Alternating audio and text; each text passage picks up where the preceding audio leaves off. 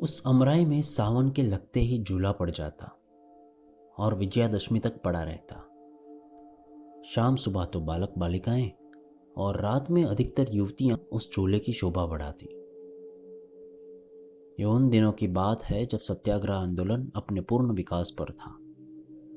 सारे भारतवर्ष में सम्राग्नि धधक रही थी। दमन का चक्र अपने पूर्ण वेग से चल रहा था। अखबारों में लाठीचार्ज, गोलीकांड, गिरफ्तारी और सजा की धूम के अतिरिक्त और कुछ रहता ही न था। इस गांव में भी सरकार के दमन का चक्र चल चुका था। कांग्रेस के सभापति और मंत्री पकड़कर जेल में बंद कर दिए गए थे। इस दिन राखी थी। बहनें अपने भाइयों को सदा इस अमराई में ही राखी बांधा करती थी। यहाँ सब लोग एकत्रित होकर त्योहार मनाया करते थे। बहनें भाइयों को पहले कुछ खिलाती, माला पहनाती, हाथ में नारियल देती और तिलक लगाकर हाथ में राखी बांधते हुए कहती, भाई इस राखी की लाज रखना, लड़ाई के मैदान में कभी पीठ न दिखाना। एक तरफ तो राखी का चित्ताकर्षक दृश्य था, दूसरी ओर छोटे छोटे बच्चे और बच्चियां झूले पर झूल रहे थे। इनके सुकुमार हृदयों में भी देश प्रेम के नन्हे नन्हे पौधे प्रस्फुटित हो रहे थे। बहादुरी के साथ देश के हित के लिए फांसी से लटक जाने में वे भी शायद गौरव समझते थे। पहले तो लड़कियां कजली गा रही थीं। एकाएक छोटा बालक गा उठा, झंडा ऊंचा रहे हमारा। फिर क्या था, सब बच्चे कजली वजली तो भूल गए और लगे चिल्लाने, झंडा ऊंचा रहे हमारा। इसकी खबर ठाकुर साहब के पास पहुंची। अमराई उन्हीं की थी। अभी 3 ही महीने पहले वे राय साहब हुए थे। ऑनरेरी मजिस्ट्रेट तो वो थे ही, और थे सरकार के बड़े भारी खैरख्वाह। जब उन्होंने सुना कि अमराई तो असहयोगियों का अड्डा बन गई है, प्रायः इस प्रकार वहां रोज ही होता है, तो वे बड़े घबराए। फौरन घोड़ा कसवा कर अमराई की ओर चल पड़े। किंतु उनके पहुंचने के पहले ही वहां पुलिस भी पहुंच चुकी थी। ठाकुर साहब को देखते ही दरोगा नियामत अली ने बिगड़कर कहा, ठाकुर साहब, आपसे तो हमें ऐसी उम्मीद न थी। मालूम होता है कि आप भी उन्हीं में से हैं। यह सब आप ही की तबीयत से हो रहा है, लेकिन इससे अमन में खलल पड़ने का खतरा है। आप 5 मिनट के अंदर ये सब मजमा यहाँ से हटवा दीजिए, वरना हमें मजबूर होकर लाठियाँ चलवानी पड़ेगी।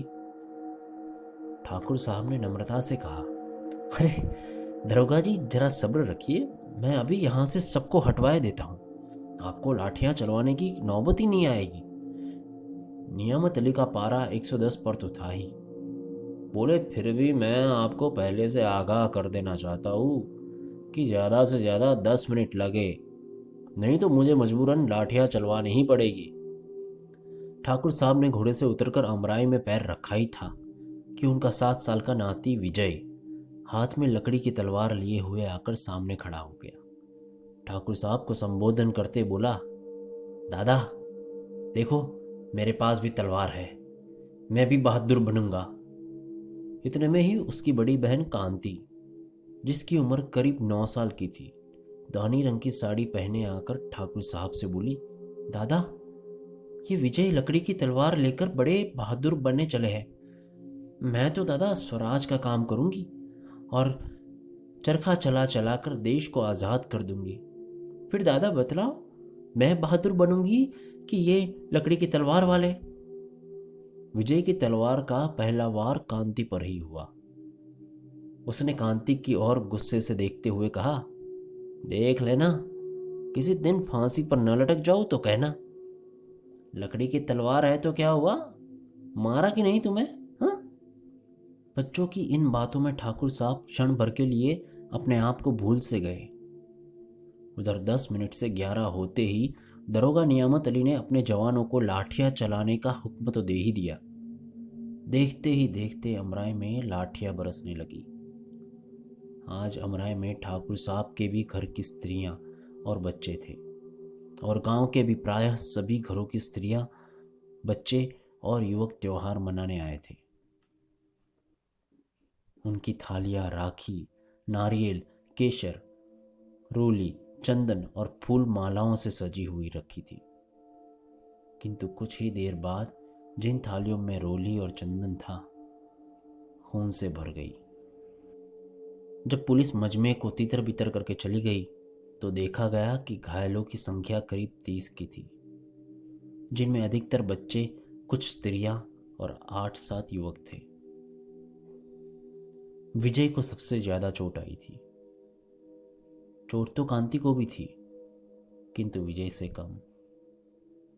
ठाकुर साहब का तो परिवार का परिवार ही घायल था। घायलों को उनके घरों में पहुंचाया गया और अमराई में पुलिस का पहरा बैठ गया। विजय की चोट गहरी थी, दशा बिगड़ती जा रही थी। जिस समय वो अपने जीवन की अंतिम घड़ियां गिन रहा था, उसी समय कोर्ट से ठाकुर साहब के लिए समन आया। उन्हें कोर्ट में ये पूछने के लिए बुलाया गया था कि उनका आम का बगीचा और सहयोगियों का अड्डा कैसे और किसके हुक्म से बनाया गया।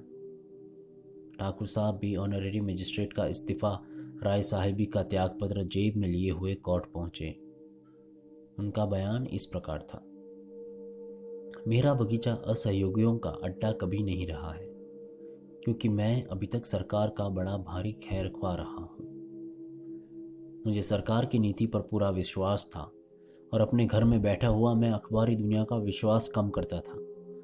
मुझे यकीन ही न आता था कि न्याय की आड़ में सरकार निरीह बालक, स्त्रियों और पुरुषों पर कैसे लाठियां चलवा सकती है।